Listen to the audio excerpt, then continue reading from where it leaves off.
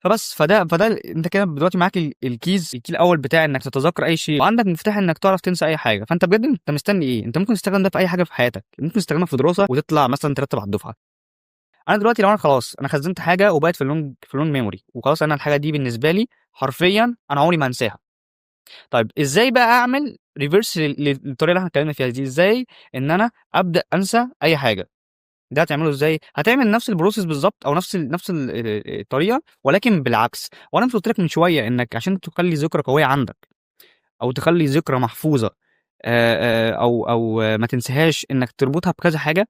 يعني ايه تربطها بكذا حاجه؟ زي ما قلت لك المثال بتاع المحاضره، انت ربطتها برسمه، ربطتها بلون، ربطتها مثلا بطريقه نطق معينه، او ربطتها باغنيه معينه عملتها للديفينيشن ده او التعريف اللي موجود في المحاضره، فحفظت كل ده. طيب انا لو عايز ابريك او اكسر الايه الذكرى دي وانساها، اعمل ايه؟ ابدا ان انا اول ايه اكسر الحاجات اللي مربوطه بيها. يعني ابدا ان انا انسى شكل الدياجرامات. فانا لو عندي فعلا دياجرام انا فاكره، انساه، امسحه، ما ابصش عليه تاني، اقعد فتره كبيره ما ابصش عليه. طيب لو انا مثلا كنت بقول بطريقه معينه، تمام، فالطريقه دي هحاول ان انا انساها. يعني مثلا لو أنا كنت كاتبها في مكان وملخصها مثلا في ورقه، فالورقه دي ما ابصش عليها تاني، انسى الورقه دي خالص، شخبط على الاغنيه اللي انت كنت عاملها. وانت مع الوقت، تمام، طول ما انت بتكسر الروابط اللي مربوطه بالذكرى دي او مربوطه بالحاجه دي، انت عارفين هتنساها مع الوقت. تمام. طيب انت ازاي ده ممكن تطبقه مثلا على حاجه انت فعلا محتاج تنساها؟ يعني حاجه زي المذاكره دي انت مش محتاج تنساها، لان دي معلومات عامه هتفيدك في حياتك، فهتبقى اصلا صعب انك تنساها.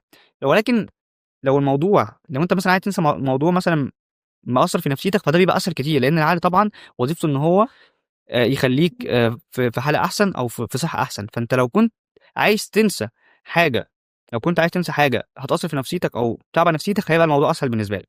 طيب هديك مثال. لو انت كنت مثلا في علاقه، وليكن انت كنت في علاقه معينه، وليكن مثلا خطوبه، والخطوبه دي انت ما كملتش فيها او فركشت او حاجه، تمام. فانت ازاي تنسى البنت دي مثلا، او ازاي البنت تنسى الولد اللي كان في حياتها او الراجل اللي كان في حياتها ده؟ هتبدا برضو تعمل معاه نفس الحاجه. انا دلوقتي متخزن في دماغي مثلا بنت اسمها مثلا ايه، اسمها ايه، البنت اللي اسمها ايه دي، تمام، متخزنه في دماغي، متخزن صوتها، متخزن صورها، متخزن طريقه تعاملها معايا، متخزن الشات اللي بينا، الشات اللي هو على الواتس او على الانستجرام او اي حاجه، تمام. كل ده متخزن ومربوط بيها نفسها، تمام. مربوط بيها البرفيوم اللي هي جايبه لي مثلا في عيد ميلادي، مرتبط بيها الشارع كنا بنمشي فيه سوا. فكل دي حاجات بتربط الشخص ده، تمام، او كل دي مسارات عصبيه في دماغي رابطه الشخص ده. طيب انا لو عايز انسى الشخص ده اعمل ايه؟ ما ينفعش ان انا اروح، مش عارف الحته ممكن تحذف الفيديو ولا لا من على اليوتيوب، بس ما علينا. اقصد يعني اقصد يعني ان انا ايه، ان انت تروح تجيب له قرار ازاله كده فجاه، ما ينفعش الكلام ده. لازم الاول تبص على الشخص، وتبدا تبص على الحاجات اللي مربوطه بيه، تمام. فانا لو عايز انسى شخص، اول حاجه انا بعملها اصلا بجد عشان تنسى شخص فعلا، فاول حاجه فعلا انت محتاج تعملها انك ما تسيبش اي صوره ليه عندك، حرفيا ما تسيبش اي صوره ليه. لان انت دلوقتي قطعت المسار العصبي اللي رابط الصور بتاعته بالشخص ده نفسه. فانت ان كنت دخلت على الجاليري عندك او معرض الصور ومسحت كل الصور حرفيا اللي تربطك بالشخص ده، فانت كده قطعت اكبر مسار عصبي يربطك بالشخص ده، او اكبر مسار عصبي يربطك بالذكرى دي. لان طبعا احنا عارفين ان الايه، الحاجات الفيجوال او الفيجن نفسها، الرؤيه، تمام، حاجه يعني سهله او مريحه للعين، او حاجه يعني ايه زي ما تقول انها بسيطه، مش محتاج تبذل مجهود عشان تشوف، تمام. فحاجه زي الصور انت عشان تشوفها لما تقطع انت الحبل بتاع، او تقطع المسار العصبي اللي مربوط بالشخص ده، اللي هو المسار العصبي بتاع الصور، فانت كده قطعت بجد، عملت خطوه كبيره جدا في انك تنسى الشخص. طيب تاني حاجه، دي طبعا الحاسه الاولى بتاعت الايه، النظر، تمام. طيب الحاسه التانيه بتاعت السمع دي يعني ايه؟ اولا اي ريكورد عندي بصوته لازم ان انا ابدا احذفه، تمام. طيب طب الريكورد بس لا، في اغاني مرتبطه بينا، في اغاني كان بيبعتها لي. انا حاسس ان انا دخلت في مواضيع كتير، بس ما علينا، انت هتحاول تظبط الدنيا يعني، ظبط الدنيا في دماغك، ممكن تتفرج على الفيديو مرتين عادي لو عندك وقت، تمام. فخلينا نرجع للنقطه بتاعتنا، تمام. الذكرى بتاعه السمع، او حاسه السمع اللي موجوده عندك، تمام. زي ما قلت لك الحواس مرتبطه بالموضوع، الرؤيه، السمع، الشم، البرفيوم يعني او كده. فانت اول حاجه ربطت ايه، مسحت الصور، تمام. بعد ما مسحت الصور هتبدا تبص على الاصوات، ايه الاصوات اللي تربطني بالشخص ده؟ الاصوات اللي تربطني بالشخص ده، صوته كان عندي ريكورد فيه بيغني لي بقى، بيهزر معايا، مش عارف ايه، فانا ابدا امسح ايه، ابدا امسح الفويس نوتس دي او الريكوردز دي. طيب بعد كده اي اغنيه كان بيبعتها لي او بتربطني بيه، هبدا ان انا ما اسمعهاش تاني او امسحها، وبرضه هنعمل فيديو عن الاغاني، عشان الاغاني دي اكبر حاجه حرفيا تدمر لك حياتك وتخليك مش عارف تموف اون في اي حاجه من حياتك. يعني ممكن مثلا تبقى مثلا في فتره وحشه من حياتك، سمعت اغنيه واحده، تمام، وبسبب الاغنيه دي انت عمرك في حياتك ما هتتخطى الفتره دي. مش شخص، يعني مش شرط انها تكون شخص، ممكن تكون فتره انت كنت بتسمع فيها اغنيه معينه، الفتره دي كانت حزينه، والاغنيه لو جت تسمعها تاني انت عمرك ما هتنسى الفتره الحزينه دي، وهتبدا مؤثره على نفسيتك. تمام. طيب خلينا نرجع لموضوعنا. فانا بدات امسح ايه، بدات امسح الصور، بدات امسح الايه الاصوات، مسحت صوته، مسحت الاغاني اللي بتربطنا. نخش على حاسه الايه، حاسه الشم. حاسه الشم اي برفيوم او اي حاجه، اي رائحه بتربطني بيه.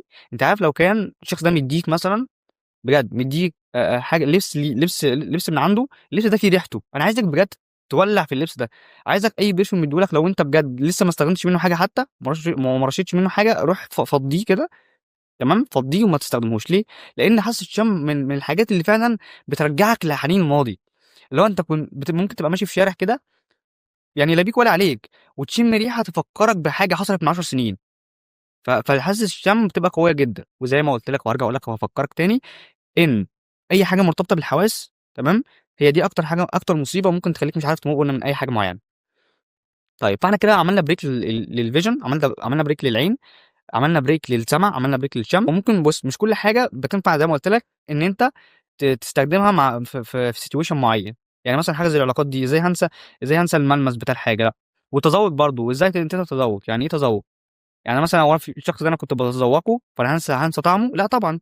ولكن في حاجات تانية، تمام، ممكن تبدا تنساها. يعني مثلا انت ممكن تكون فتره معينه معينه في حياتك، معلش ان انا بتطرق في المواضيع، كنت بتشرب مثلا، هديك مثال، بتشرب منتج معين، مثلا وليكن عصير مثلا ليمون، عصير ليمون، تمام. في فتره معينه في حياتك كنت بتشرب عصير ليمون، والفتره دي كانت فتره اكتئاب عندك، وانت فعلا مكتئب، تمام. علشان تنسى الفتره دي، ساعتها لازم تبطل تشرب ليمون فتره كبيره او تبطل تشربه طول حياتك بقى، فاهمني؟ لان ساعتها في السيتويشن دي، انت ساعتها حاسه التذوق عندك هي اكبر مشكله عندك، لان انت كنت في الفتره دي بتشرب ايه، بتشرب مش سجاير، بتشرب بتاع ده عصير، عصير ليمون، تمام. وبرضو الفيب، طعم الفيب نفسه، الليكويد نفسه بتاع الفيب، لو انت كنت فتره في حياتك مكتئب او فتره مش كويسه عندك وبتشرب فيب بطعم معين، بجد ده ان ما كنتش هتبطل فيب عشان هتدمر صحتك، لان الفيب بجد مشاكله كتير، وربنا يهديك.